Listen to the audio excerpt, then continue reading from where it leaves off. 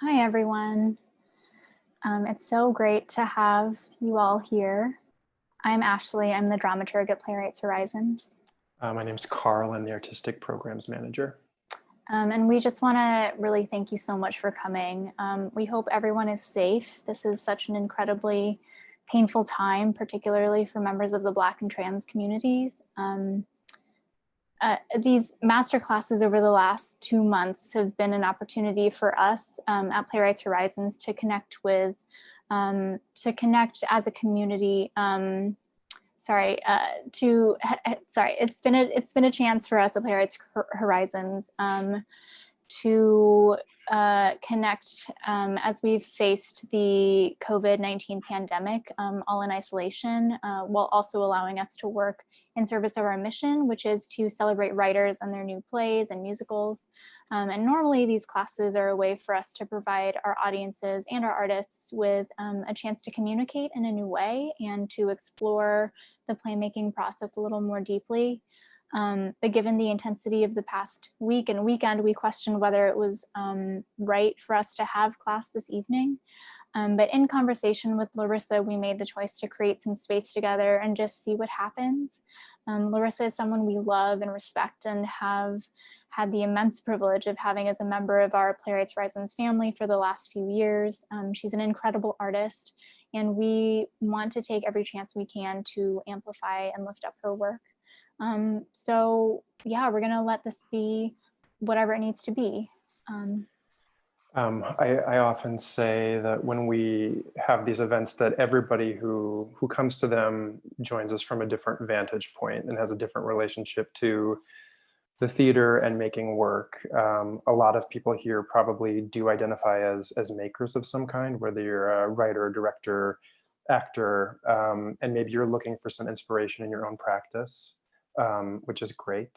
Or you saw the Thanksgiving play a couple of years ago and you loved it, or you know Larissa's work and you admire her.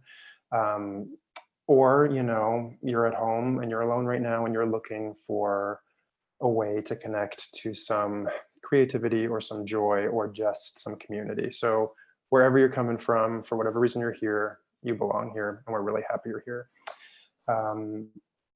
I do want to say too, I think we're going to do some writing tonight. And so for those of you who identify as playwrights, you have a pretty easy way into that. For those of you who have never done anything like that before, it's all good. We invite you to sort of join us in the spirit of trying something new.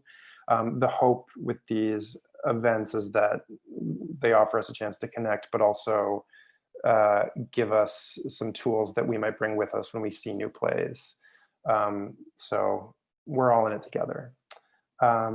We're gonna introduce Larissa in a moment, and she's gonna sort of take the floor for 30 minutes or so for her lesson, which will involve some writing exercises and a little bit of maybe chat participation as we go. We'll feel that out together. And then, after the sort of the lesson, I keep wanting to say production, that's not right. We will have like a 30-minute Q&A at the latter half, and Ashley and I will sort of reappear and we'll actively facilitate that. And when we do the Q&A, we'll primarily be using the Q&A feature in Zoom, where you can ask questions anonymously if you prefer. You can also upvote questions that you really respond to, which will be helpful for us as we try to figure out what the group is hungry for. And on YouTube, you can also enter questions into the chat there. And May Truhaft Ali, who is our literary fellow at Playwrights this season, will be there sort of having her eyes on it. We'll be there too. So wherever you are, whether you're in Zoom or YouTube, you'll have the opportunity to participate. I should also note, that we are recording this for potential, wider release of some kind down the road. We're going to see what makes sense there. But if you registered for this class, you will, which you did since you are here, you'll receive the archived recording later this week from us too. I think that's all from me in terms of housekeeping. And I'm really thrilled to welcome Larissa now. There we go. Hi, friends. Thank Hello. you. I appreciate it. Yeah, so this is, my friends, everybody out there. What a wild, wild time. Yeah, so hi. Just for context, Larissa FastHorse, that's my name. I'm from the Sichangu Lakota Nation. I grew up in South Dakota, which is where my nation is based now, although originally we were spanned about what's considered now 5 different states. I am a playwright. I came to playwriting through being a classical ballet dancer for 10 years as a Balanchine dancer. All that to say, I am now living on the lands of the Tongva, Kizh, Gabrielino, Chumash people, primarily, which is now called Santa Monica. At the moment, actually, though, I just left. As you may know, Santa Monica had a pretty rough night last night. So my husband and I are fortunate. We have access to this home up here in Big Bear, which is now the home, which was actually a gathering place of a lot of different people. The only ones that lived here permanently that we know of were the Serrano people, but even that wasn't often. It was more of a come for the summer, hunt and gather, and then go back down to the deserts around us. So that's where I am at the moment. That also tells you a little bit about where I am emotionally. It was a long night last night with a lot of rioting and looting, unfortunately taking attention away from the peaceful protests that were happening in Santa Monica. So I'm a little, as I'm sure many of us are right now. I also, just before this, dealing with a lot of COVID issues. I have a sister, a chosen sister, who is, after 2 months on the ventilator in critical care, just got transferred to rehab hospital on Friday. So that's exciting, but and then I had another family member go into the hospital all of last week as well. So I'm saying all that. So if this ends up being the archive of Larissa just crying a lot, you'll all know why. Although I cry at lots of things anyway. So that's just to tell you where I am right now. There's a lot going on, and I think we all have a lot going on. So I'm going to talk a little bit about more about myself as a playwright and why I do what I do. And then we're just going to get right into some writing, because I think we could all use that right now. Simple writing, easy writing, good writing, or maybe really hard writing, we'll see. So I'm, as I said, a member of Sichangu Lakota Nation. So I actually got into playwriting specifically because I wanted to change the world. I started in film and television because I live here near Los Angeles, and I really, at that time, was not ready to be writing in film and television. I sold my first 2 TV pilots. I had a script going through the Sundance program, the feature program, and I was just very disappointed. This is about 10 years ago, and I left it about 10 years ago. I was very disappointed in the lack of representation of Indigenous people, the lack of care around the representation of Indigenous people, the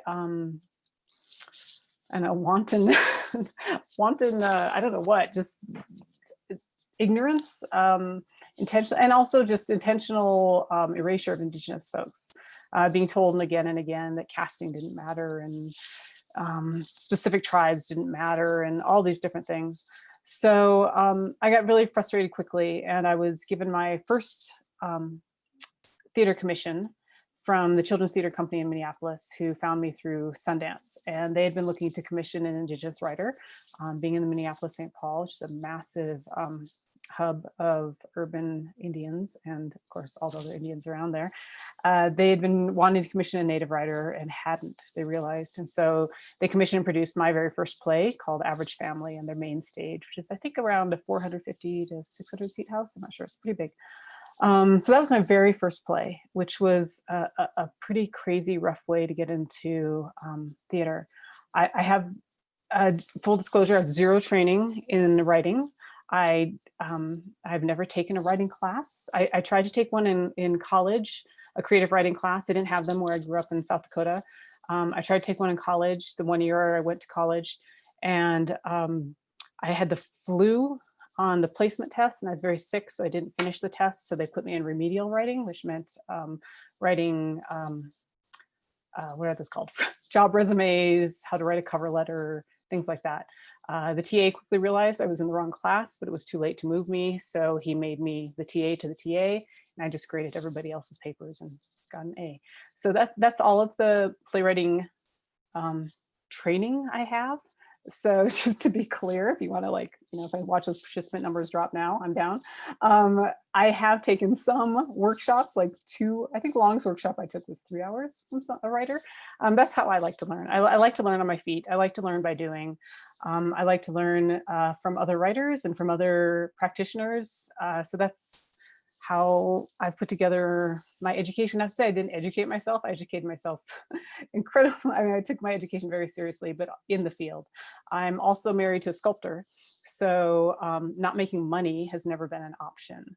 I've always had to make money we both had to make money to support us. A playwright and a sculptor are a really bad plan, just FYI, financially, but we've made it work and it's actually gone very well. Just so you know, because I think you should always know who you're listening to. I think you should never just listen blindly to somebody. You should know where they're coming from, because that's key. And that's one of the biggest tools a writer has, is understanding in the development process who they're listening to. If you don't understand that person, you don't understand why they're saying the things they're saying, because as we all know, writing, it's so cliche, but it's true, writing is rewriting. The first draft is just a skeleton, and not even a skeleton, it's like a spine. And there's so much that has to be added, and then to create one full skeleton. And when I bring a play to the production process, I really feel like I'm just bringing the skeleton.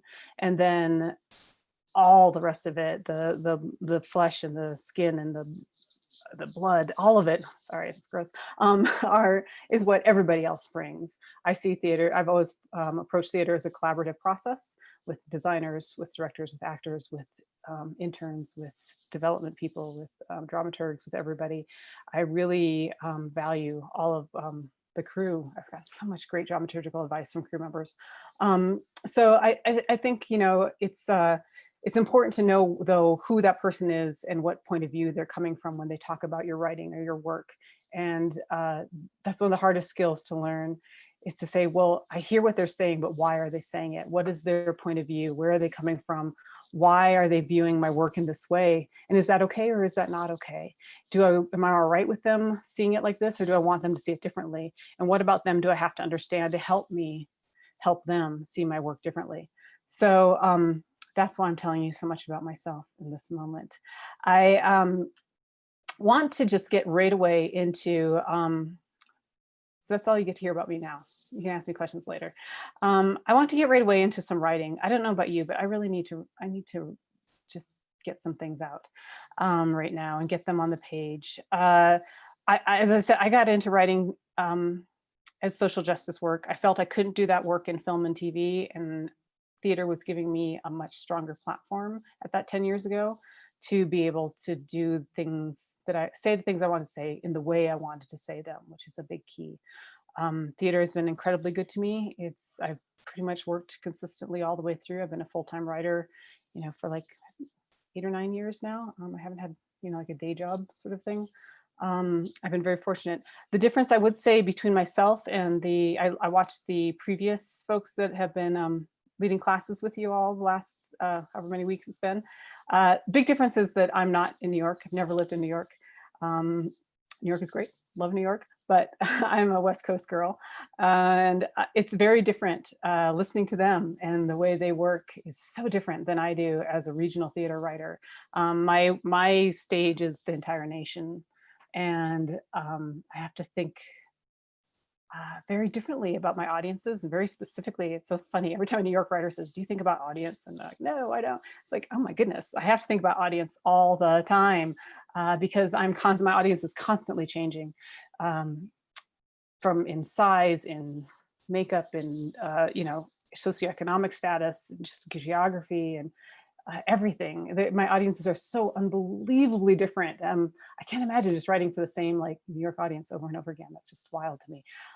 It also changes the way I work, in that I'm on the road all the time. Last year I traveled 8 months out of the year, because I have to go to where all my productions are and where all my plays are being developed, and that's all over the nation. And so I can't carry paper. Paper is extremely heavy. So it really has changed the whole way I work. Everything has to be digital. There's no such thing as paper in my life. As soon as you make something on a piece of paper, you're going to leave it somewhere, and it won't be with you when you're usually many months in my life. I'll be in 5 to 6 states in 1 month. So just jumping from project to project. So there's no way I can keep track of all that paper. So my whole process is done digital entirely. I have digital notebooks. I have everything arranged in this thing here, in this computer here, and on clouds all over. A lot of my life is spent in Indigenous rural communities. About half of my work, my playwriting work is done in theaters, and half of my playwriting work is done with rural community or different Indigenous communities that are generally rural. So I do my work on my phone because there's an internet. And so I have to use data. And there isn't enough data to get internet on my computer. So much of my playwriting work is actually done on my phone. So everything has to be incredibly mobile, which is very different. So I am going to get us writing first, and then we're definitely going to get to some chat and some Q&A in a moment. But I want to write. This is not my exercise. This is from, I of course didn't write down the name of the book, but it's, wow, that's really bad. And I don't have it with me in the moment. Anyway, it's called Monkey Mind Writing. I think you all know what it is, or many of you do. So this is what I call clearing the pipes, right? It's how you sit down and get ready to, a lot of people are like, I don't know how to get started. I don't know what to do. I've got too much stuff in my head. I've got life. Trust me, like I said, I'm coming from Santa Monica. We were surrounded by rioters all day and night yesterday. I have a sister with COVID. I have another loved one in the hospital. I totally have all of the things. And then of course, all the things, the emotional things that led up to the rioting with George Floyd and all of that going on in my life, in my head. And so I totally understand not wanting to write or not knowing how to get started. However, I have to write. It's my job. And so during this time, I've just recently returned to film and television. I'm writing a movie for Disney Channel. It's going to have 2 Native American lead women. And I have to get started. So this is a way to get started. This is a way to, like I said, just clear out the pipes, clear out your life, clear out everything else, and just see what's in there. Sometimes you need to get rid of what's in there, and sometimes you need to bring out what's in there. There are rules to this writing. I'm not a big rule person, but there are rules. The point of this type of writing is to get your conscious mind to shut up and let your subconscious mind come forward. Writing is a physical act. Writing is not something you do in your head. It's something that you have to physically do, and it's hard physical work. As a classical ballet dancer, as I said, for 10 years, had no back problems. As soon as I started writing, I had terrible back problems. I have hip problems. It's a very physical thing. I have wrist problems, shoulder problems. I have to do a lot of work to be a full-time writer and to keep my body strong enough to do this, because it's hours and hours and hours every single day of work if you want to make a living at this. So whether or not you want to make a living at this, we're going to write right now, just for the experience of it, and because I think it's really good for us right now in this time to get some of this out. So here are the rules. Rule number 1 is you cannot stop writing. I don't care if you're just saying, I don't know what I'm doing, I don't know what I'm doing, I don't know what I'm doing, over and over and over again. That's fine. But you have to keep doing the physical act of moving, typing, whatever it is. You have to continually do that, and you cannot stop. Rule number 2 is do not censor what you're writing, because of rule number 3, no one else is going to read this. This is only for you. I know that sometimes people say that as a trick. This isn't a trick. It's really only for you. I don't allow people to, when we're in person together, which, as we normally would have been in this workshop, I don't allow people to share this work with each other. This work is only for you. No one, you can burn it up when you're done if you want, although I'll tell you later why I think you shouldn't. So can't stop writing no matter what. I don't care if you're just writing the same word over and over again. You can't censor yourself, and you're not going to share this work. Those are the 3 rules. So we're going to start. I'm going to do the shortened version of this, since we're all online together. We don't have a ton of time. Just give you an idea of what we're doing. We're going to start with an easy prompt, and kind of progress. So you're only going to write for a couple minutes at a time. That's it, just 2 minutes. You can do this for 2 minutes. Commit to 2 minutes. But by not stopping, by not thinking, by not censoring, over time, this time here we're going to be working together, you will start having things coming out from your subconscious that you hadn't planned on, hopefully. If not, then you have to do it longer. All right, so get ready, get into your writing position, whatever that is, typing on the paper, whatever that is. We're going to start with an easy one. The prompt is, I want to write about. I want to write about. And 2 minutes on the clock, just write, to see what comes out. I'm going to do it too. And watch the clock.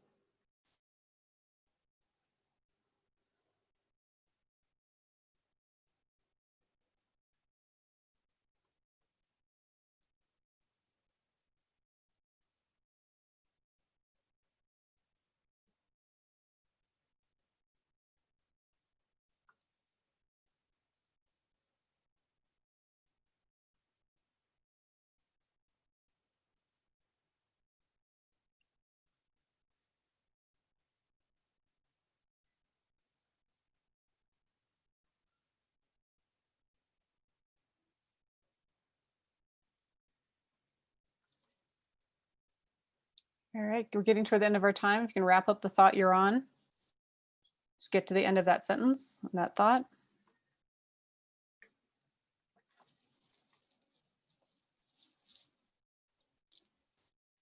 And we're going to stop there. Go ahead and shake your hand out if you need to, shake your fingers out, give yourself a second. We're going to do a few of these.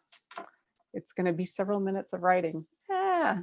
The next prompt we're going to do, super easy, starting with the easy ones, is I don't want to write about. I don't want to write about. Just start writing. Don't stop, don't think, don't censor, just go. 2 minutes on the clock.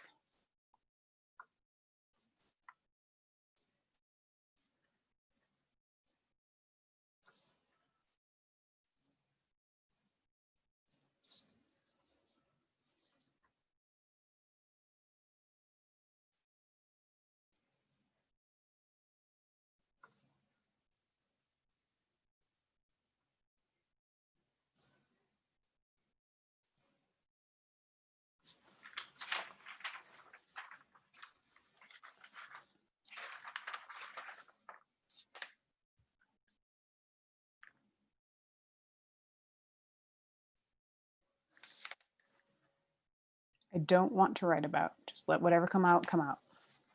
Comes out, come out.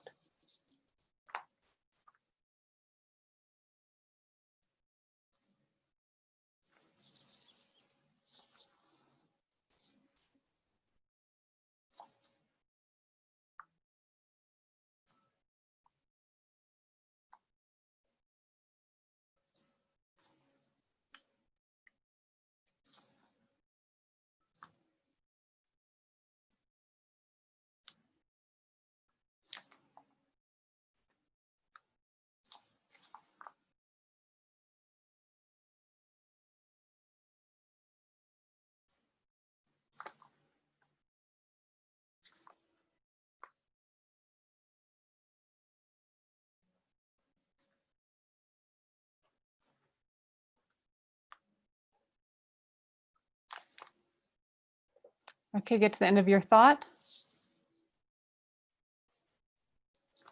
Get to the end of that sentence.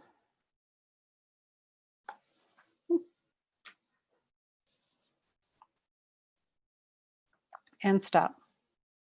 So as you may have guessed, those two are very intentional, obviously. I use those a lot at the beginning of my writing day, just to get myself here. You can come up with 100 reasons you don't want to be here writing. And so just say them all. Just say them. Write them down, but write them down. Because the other thing, so here's the other part. So even though I will not let you share these, and nor do I let you share them when we're in person, the other part is what a good friend of mine, a writer, called these are money in the bank. He does a lot of these free writing exercises, and you can do them for much longer, of course, or shorter. We're only doing 2 minutes. He does these, but you always do them timed. That's really important. Something about the pressure, it's good. But he calls these money in the bank. He does them, he keeps them in a file. And when he's not sure what he wants to write about, when he's looking for ideas, when he's trying to remember where he was at a particular time and place, this is, what he uses. This is his money in the bank. These writings are what he goes through to find something. And I found that myself really useful. So I keep them in a secret file nobody else knows about and nobody else is going to read. And like for now, I'm weirdly using paper because I'm here in my office. I will photograph these and scan them into my Evernote, which is what I use for everything. There's a particular file they go into. So that's the use of these and the use of those particular prompts. I'd like to do another set of prompts that we're going to do. We're going to do a little more writing because I just think we should.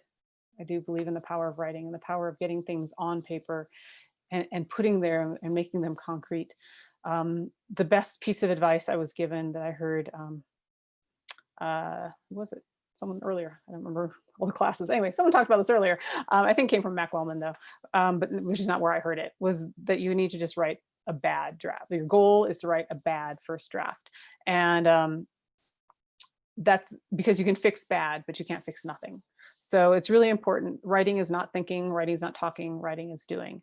So let's do a little more writing. The first prompt now, get in your position, get ready. Remember the rules are you can't stop writing, don't censor yourself.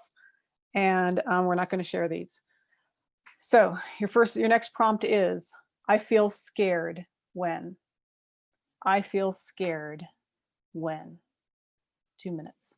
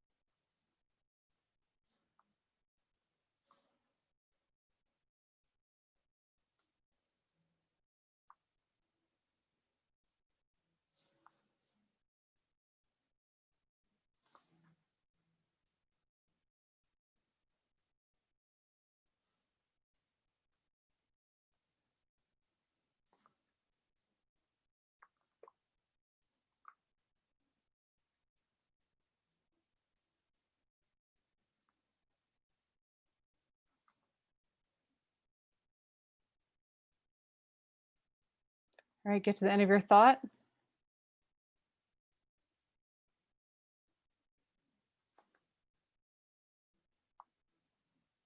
Finish the sentence. Stop. All right. All right, my friends. We're going to do another one. shake out your fingers, shake out your hand, whatever you need to do for a second. We're going to do another one of these. The next prompt is, you ready? 2 minutes on the clock. I feel safe when. I feel safe when. Don't judge, whatever comes out.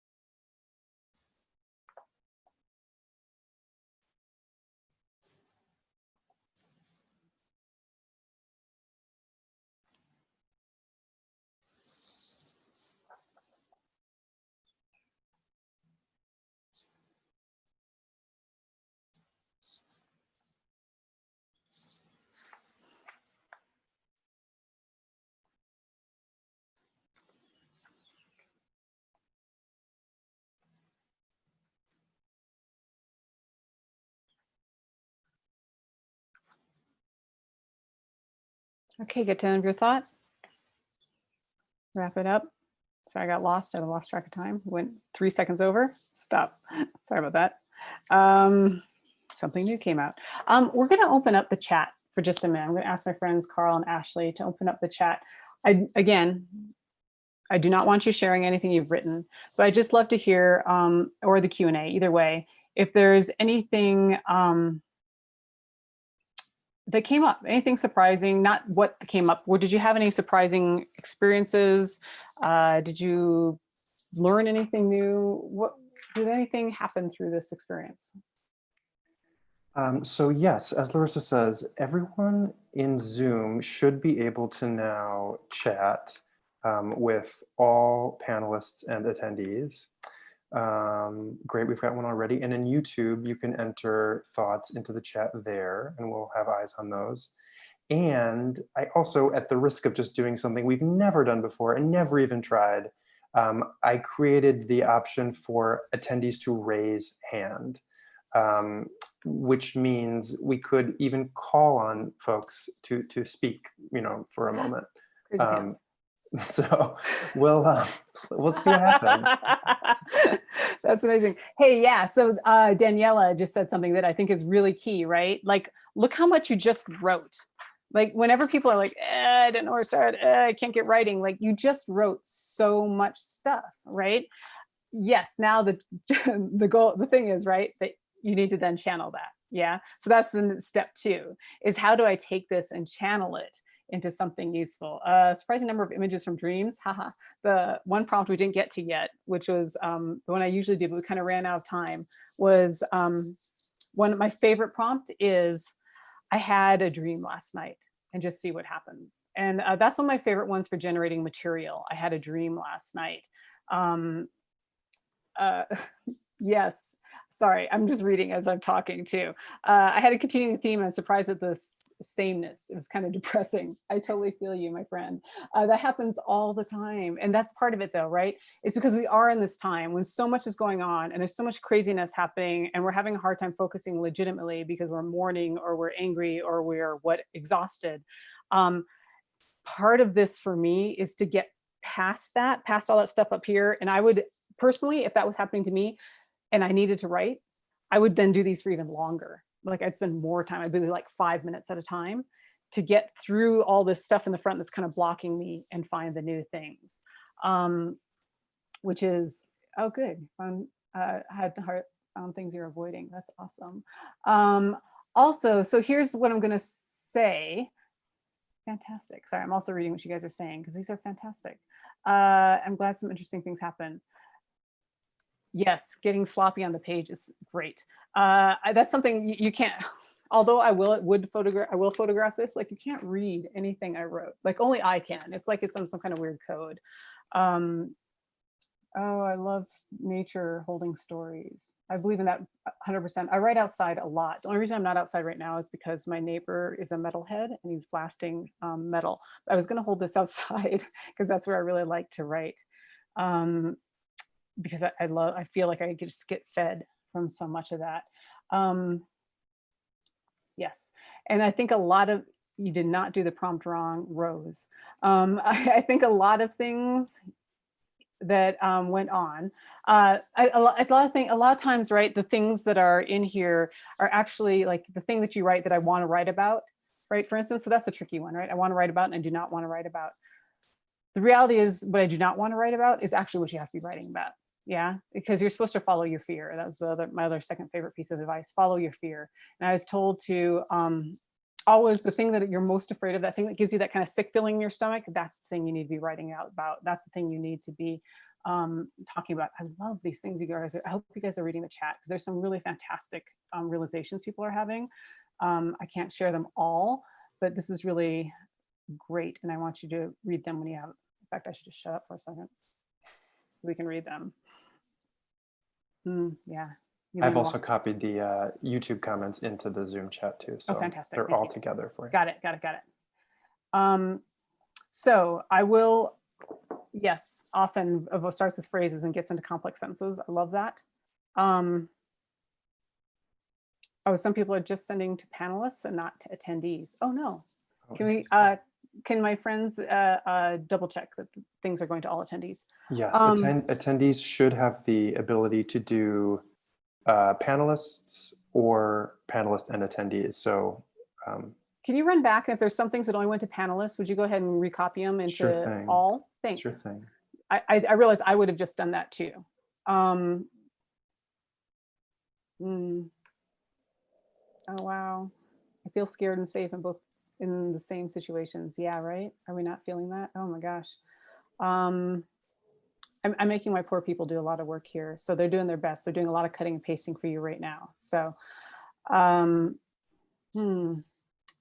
there's some really beautiful comments here. So they're pulling a lot of them up for you that you may have missed. And this is great. I can't wait to read all these more in depth in a minute. I'm gonna ask you guys to save these for me to read through later, if you don't mind. Yeah. So these are, so how long should we do this exercise? You can do it any amount of time. So if I just have I've only, sometimes you have real life and you have lunch to write because there's things happening. I'll do these really short, like a minute at a time, just to get myself going. Sometimes you have a lot more time. I do have a whole writing day ahead of you. So I'll do like 5 minutes at a time for each of these. And just see what comes out. Oh, sorry, read the Zoom questions out loud. Apologies to YouTube folks, I'm only looking at Zoom. Yes, I will do that. I will start reading them out loud when things come up. So step 2, I wanna get to real quick about this is, so how do we use this to focus on a specific project, right? So here's what I do, is I use these same exercises and I use them within a project. So I'll use tons, you can make up a million of them, right? But I will take a character point of view. If I'm struggling with a particular character and I want to start a project with a character, I will write from that character's point of view as opposed to writing as myself. So I will say, I feel safe when, I feel scared when, I love, I hate. Like I said, my favorite, I had a dream last night. Always let my characters dream, always. You learn so much from them when they get to dream. I often have them write a letter to someone significant in the play, another character, perhaps, usually their character of greatest conflict. So I'll have them do one of these timed writings saying, dear mom, dad, grandma, whatever it is. And I'll have them do time writings. And I don't just do them once at the beginning. I constantly will do these writings for different characters throughout the play. I will keep doing them, like when I get to a scene and it's a mess, and you get to a scene where it's suddenly I always call it throwing paragraphs at each other, where the characters are just throwing these large paragraphs of dialogue at each other. As soon as I see that, it's like, ooh, time to find out what's happening. So I will take each character and I'll do some of these timed writings as those characters and get to the essence of what's happening with them and what needs to be said in that scene. So that's how I use these same exercises. I use them to trick me as a human.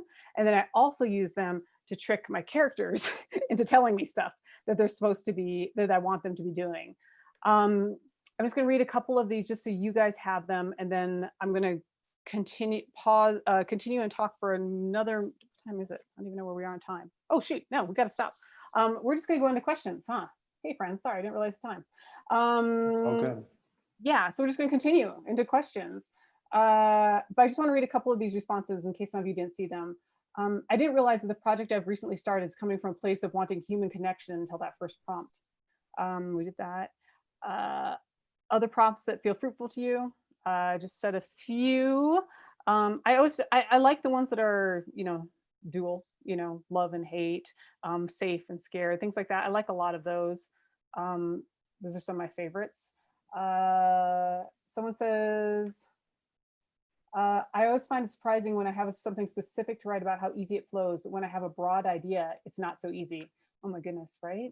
Specificity, it's everything. And that's why stuff like this is really helpful to let your characters talk in their own voice. I'm a very organic writer, so FYI, I don't outline at all. I don't know how my plays end when I start them. So all of this is stuff I use along the way to figure out what's happening next, because I have no idea.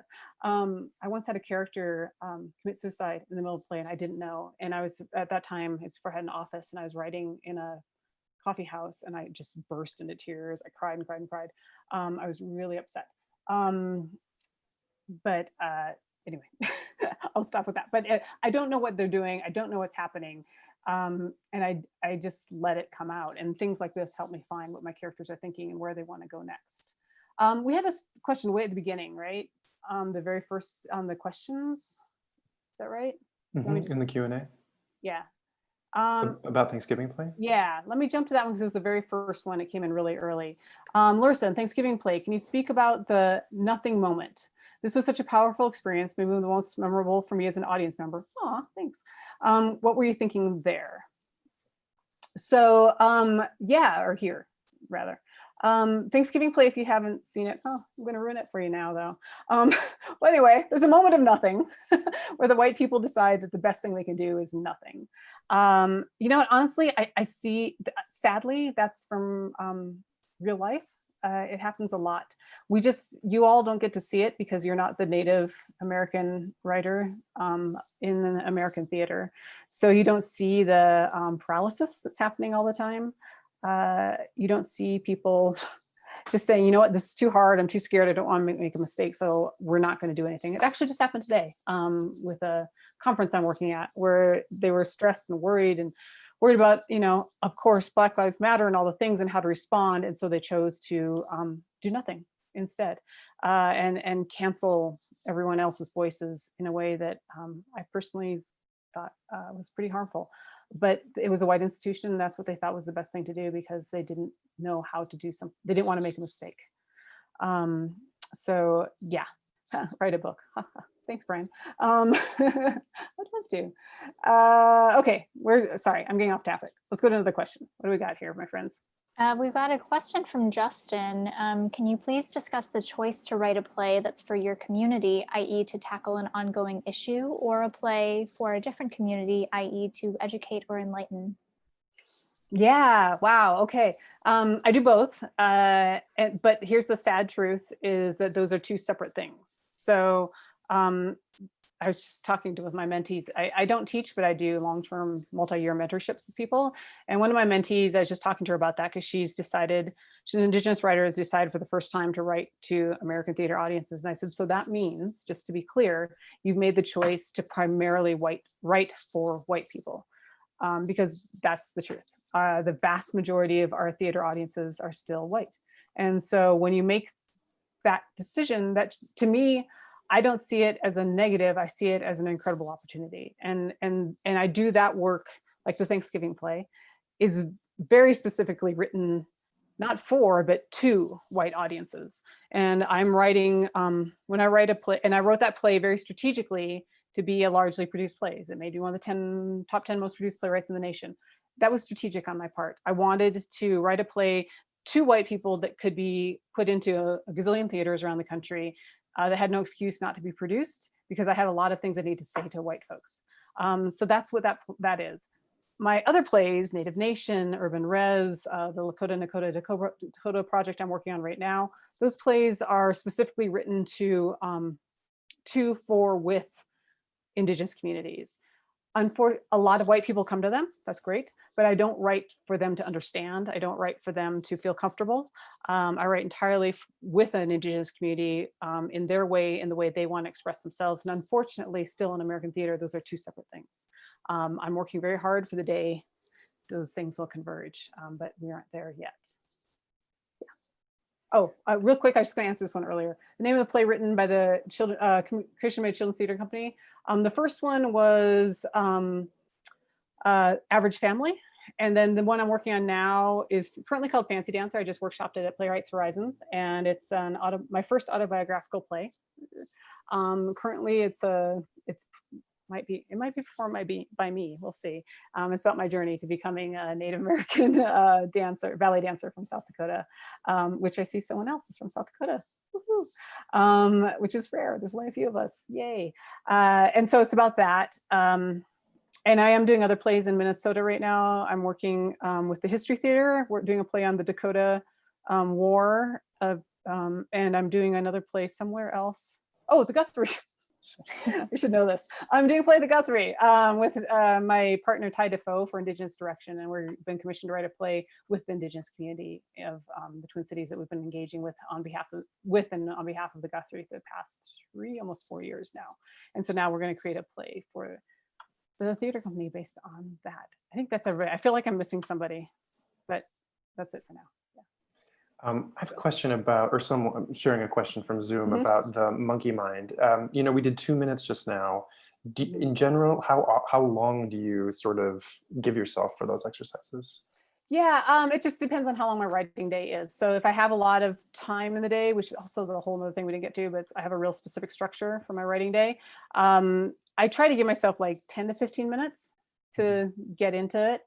Usually 10, because I don't have a long attention span, so it's really usually 10 for me with a bunch of short exercises. But if I have if I'm trying to work something out with the character and I'm doing it from their point of view, I'll do these exercises for, I'll do 5 minutes per question from the character's point of view until I figure out what I'm trying to find, because then they're very fruitful and they're being used that way.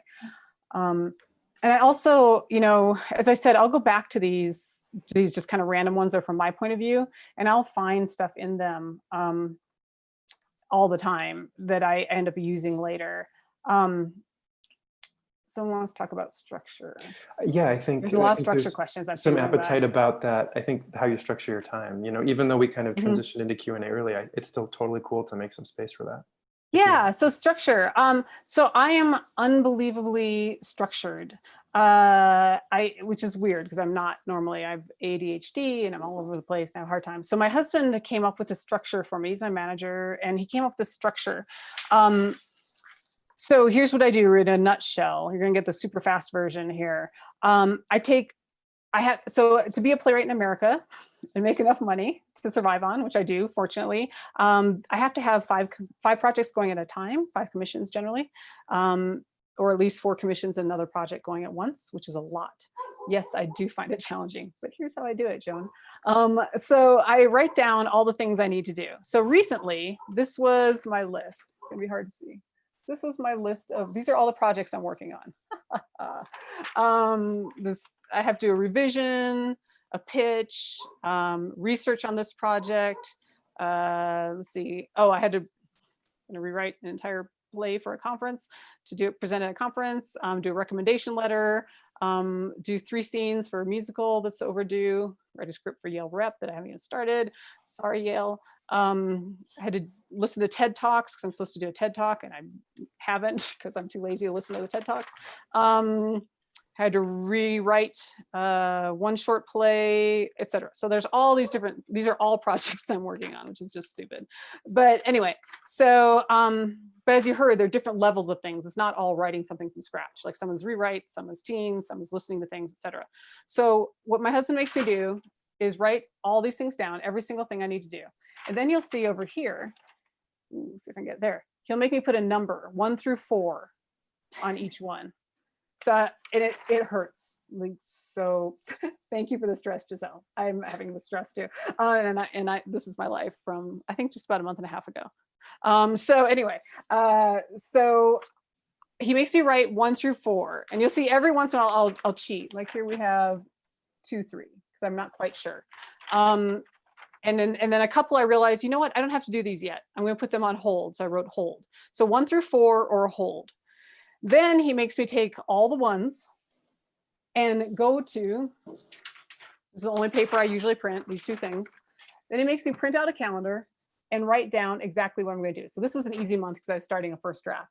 So DC is Double Cross, which is my Disney Channel movie.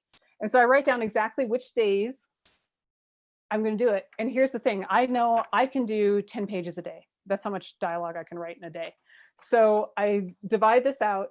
I knew I had to be at this page. I write down what page I need to be by at the end of each week. So I need to, well, this wasn't, there was time before this, obviously. April's missing. But I need to be by page 40. I had 4 days I got to devote to this project. I did an afternoon on this project and then half days because the TCG conference was going on. So I only had to write 20 pages, but I accidentally did 22.5. And then I had to do another 40 pages. I had this whole week. And I'd do another 40 pages to get to the first draft. So I know then each day I would write down how many pages I got and make sure I was keeping up at least 10 pages a day to get to the end of the draft. This is just the one project. Normally, when it's that many projects, like you guys are talking, seeing and stressing out about with me, thank you for the stress. It'll be like a minimum of 3 days. So I'll do 3 days on one project, 2 days on another project, 3 days on another project, and I write it all out, and I write how many pages I have to make each day. That is the only way I can do this many projects and actually, you know, get them done and turn them in so that I get paid. That's the thing about playwrights. You only get paid when you turn things in. So I have to turn shit in. So I do that. And then I determine, like, if I'm doing, this is a first draft, so it's kind of easy. It's very cut and dry, 10 pages a day. If I'm doing a rewrite, I think, you know, how many, I go through the notes, after I've made the list, put all the 1s on the calendar, then put all the 2s on the calendar. And then I wait on the 3s and see how things shake out. I'll think, okay, it's a pretty easy rewrite. I can do that one in 3 days. And so I'll mark off 3 days for that and just know that the rewrite has to be done in that time. So it's really easy, but here's the other nifty thing about this. When I get to 10 pages, like I knew I had to do 10 pages a day this week. When I get to page 10, I stop. And that's the only way the system works. If I sit there and torture myself writing all night long because it's going great, I won't trust myself. This is what I have to do to trick myself. I won't trust myself next time. When I sit down to write, I'll have that big block and that horrible thing where nothing happens and I can think about everything except the project that I have to get done. And I know I do because it's on the calendar. If I go beyond that, they'll give me an excuse later. My mind won't trust me. I'll be like, oh no, you're going to make us sit here for 20 hours. You're not going to stop.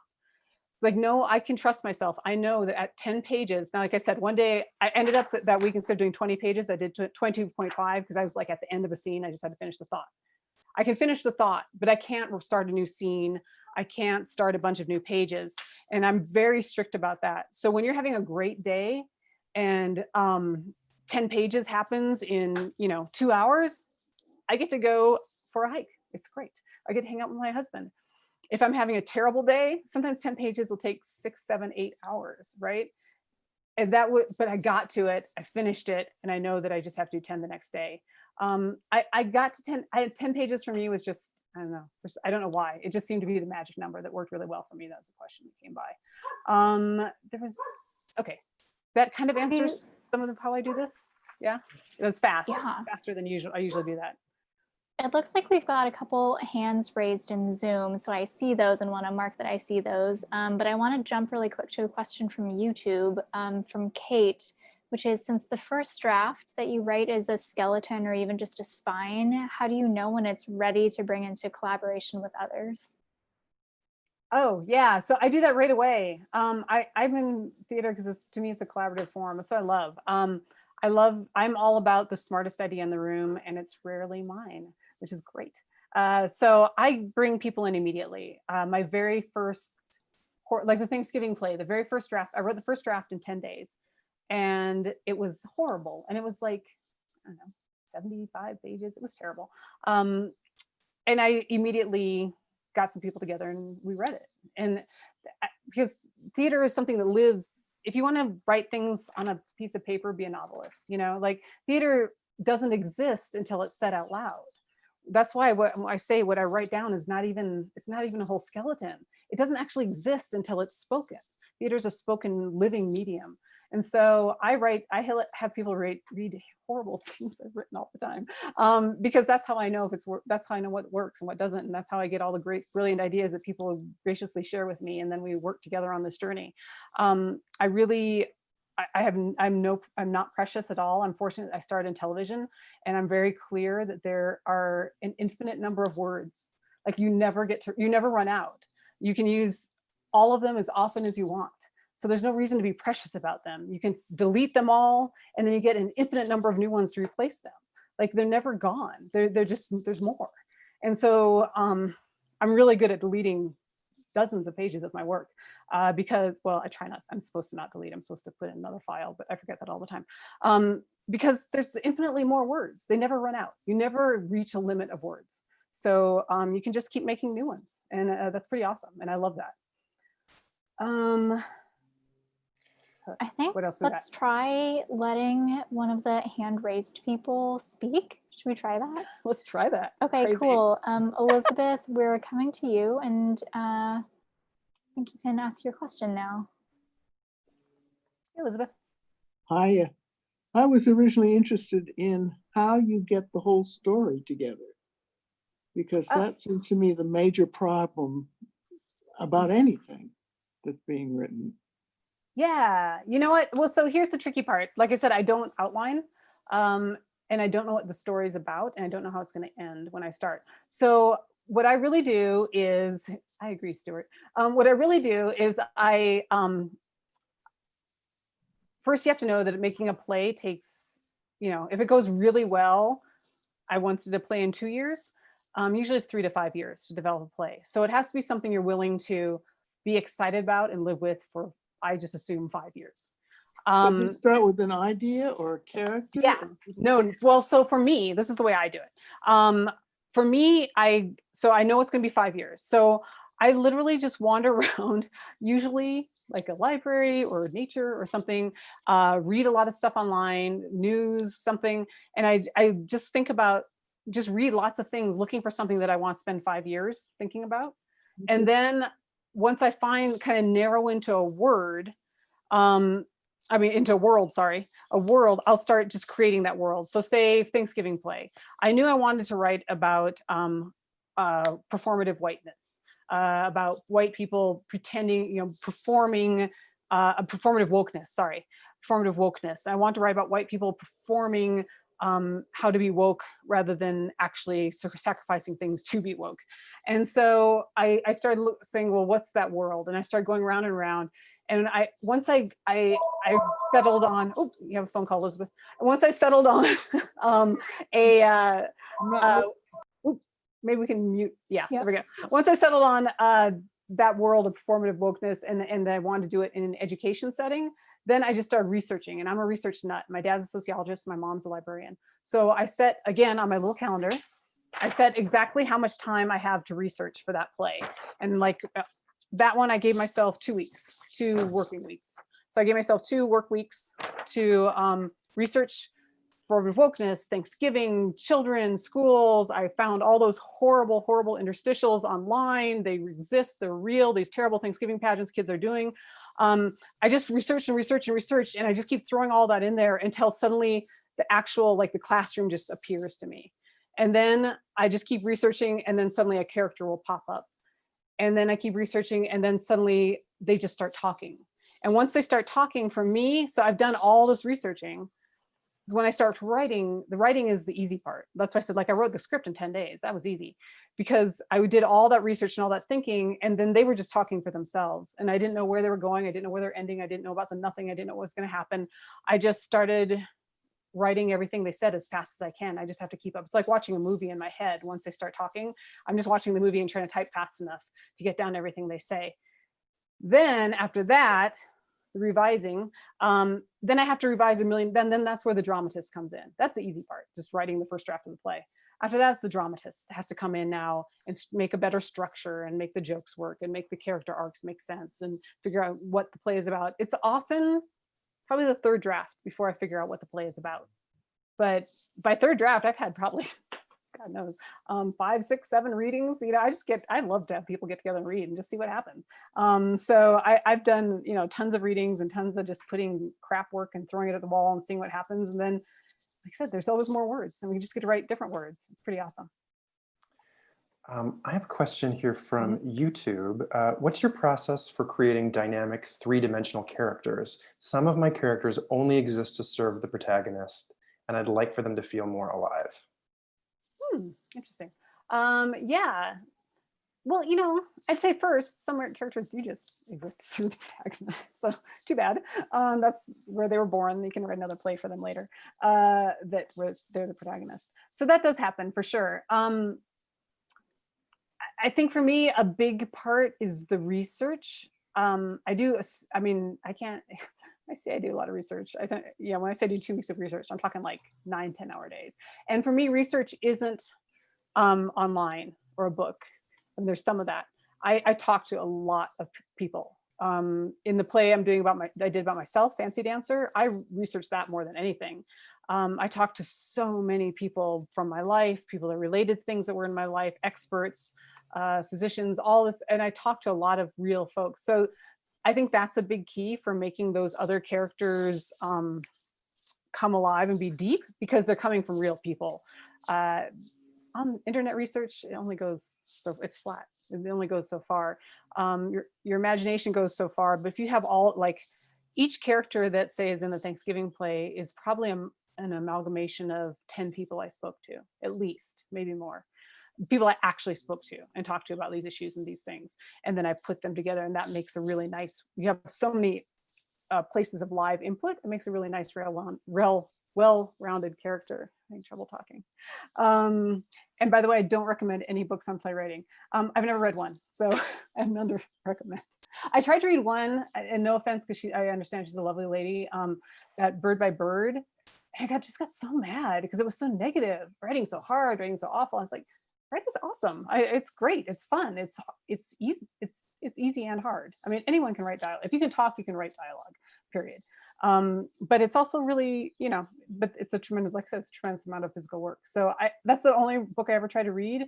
My first mentor told me never to read any books about writing, because they'll just make you write like other people. The most valuable thing you have is your voice, and no one else can give you that. That's just you. And no one can teach it to you. No one can give it to you. You just have to be you. So I've stuck to that and never read anything about writing. We've got a question from Paige in Zoom. How do you recommend writing about characters with different backgrounds from you? And also for non-Indigenous writers, what is the best way we can lift up Indigenous voices? Yeah, great. Yeah, I have big thoughts on that. I have, like I said, this company called Indigenous Direction. We're a consulting company. Well, it's getting dark in California, sorry. It's this consulting company. And we help people that want to write, and I'm not pitching myself for a job because we don't actually have time for any more jobs right now. But what we do is we help people who want to, people and organizations who want to create Indigenous art, engage with Indigenous artists and audiences. And we believe this is just our philosophy, everyone's different. We believe very strongly, for instance, we focus on Indigenous folks. If you're going to write about an Indigenous, if you're going to write an Indigenous character, which that means they're going to be from a specific Indigenous nation, that you need to pay pay, because that's the currency of this particular country we're in, money, to someone from that nation to be your consultant, and not just to consult, but they need to have a voice, a legitimate veto power in your work. And that's a tough point for a lot of writers. I personally do that. I give veto power to whole communities on all of my work. If it's about them, then they get full veto power. And I'm only speaking for Indigenous communities, because that's what I work with. The arts of all kinds, including theater, have been an extraction industry. They come in, they extract what they want from our communities, and they profit from it and leave us without. And I'm not okay with that. So I'm totally fine with you, with people writing other people. If I could only write Lakota women, it'd get really boring really fast. But I write from a lot of different perspectives, but I always pay consultants to work with me, and I give them the power over those scripts, that they have the power over their own representation, that they can veto anything that they find offensive or wrong, and that I will change that. And that holds true. And I give them access to every draft of my script. So that's just how I work. And I really believe, and it's always worked. I haven't had trouble yet with someone being upset or angry because I represented them wrong, because they were a part of the process. And it only made every single time, it makes a deeper, truer, more honest, well-rounded character, because I have all these beautiful, true voices coming in and advising and making them right. So I do believe in that for sure. I think did that answer everything? Mm-hmm. Okay. I think we just maybe have time for one more question, but Rose has a question. And they're wondering, could you speak more about writing for an audience? In what ways are we restricting ourselves by not thinking about them in our process? Oh, wow. Yeah, I can't comprehend not thinking about an audience. So I don't even know how that, I can't even answer. That's just crazy. But my work, right? So I got into playwriting not because I'm an artist. I got into playwriting because I want to change the world. So you can't change someone unless you know who they are and what they're thinking, what you want them to think. So I can't even comprehend, when writers say that, I just want to smack them in the head. It's such a missed opportunity. Why wouldn't you write to your audience? I just don't get it. So yeah, I also came from television though, where everything's about audience, and sponsors and who the audience is. So anyway, I just don't comprehend. So audience, when I work for a new theater company, I asked to come and spend time in their audience.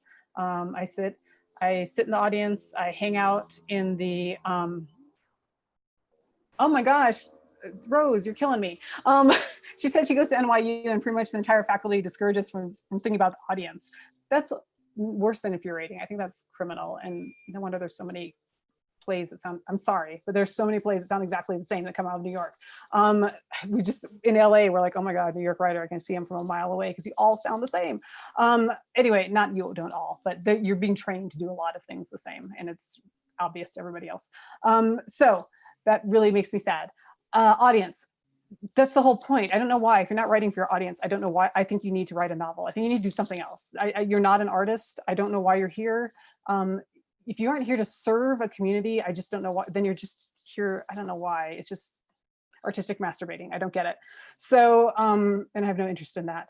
And I don't see why anyone should pay you to do that personally.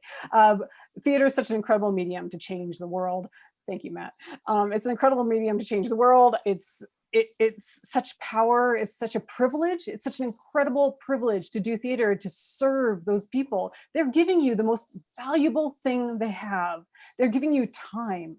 That's time away from their family, time away from their children, time away from anything else they get, from working and earning a living, time away from sleeping. I mean, they are giving you time. That's something they can never have back. And if you are not there to serve and honor that time, I really don't know why you're in the arts. And I honestly don't get it. I wish you would leave. I just don't understand. So why you would waste people's time and not considering them when you're writing, I just, can't say enough about it, obviously. So audience, I ask theaters to have me come and sit in their audience. And I spend time in the audience. I spent a lot of time in the lobby, and I chit chat with lots. They have no idea who I am. I chit chat with lots of people. And I talk about the theater, and I'm suddenly this really outgoing, excited person that's never been here before. And why do you come? And what do you think? I spend a lot of time in the bathroom line eavesdropping. It takes me like, the entire intermission to wash my hands, because that's when people really talk, because they don't think anyone's around from the theater, and they tell you what they really think of the play and what the experience and what's happening. I talk to a lot of front of house and ushers. I talk to the ticket people. I see how people are treated at that space. I see what the theater values and how patrons are treated, and what patrons are treated in what way. And I try to see several shows in each theater before I go there, and then I write to them. Very specifically. I'm fortunate that I write almost entirely out of under commission.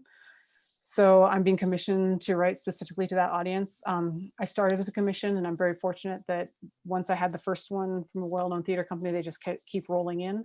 And I deliver. I will say too, here's the other really crazy thing, Rose, about NYU. A friend of mine was Shelby Jiggett-Stavoni. A lot of you knew her from the public back in the day, and she's at Disney now. And she realized, which I didn't, because I'd say I get all these commissions, right? And I'm at least an 80% like production rate on my commissions, at least. One is because I know how to write under a deadline, get shit done. Little calendar, right? And the little number system, which is something you learn in television. You have to get stuff done on time. You don't get to just sit around and think and wait till you're inspired. But two, I write to the audience. I write to that theater. And so they're going to produce my play. It's almost impossible for them to not produce my play, because I've written it specifically for them, for their people.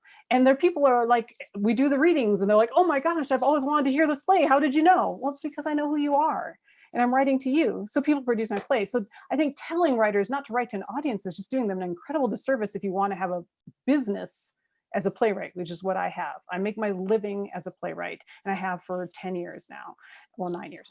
And I mean, I don't know any other way to do it. You have to be, serve your audience, serve your patrons, serve the people who are coming into your business. My business is creating plays that people produce, and people come see them. So I have to write to those people. Sorry, I really went off on that, but that one really makes me mad. No, it's all good. Thank you. Thank you. Don't waste my time by not writing to me.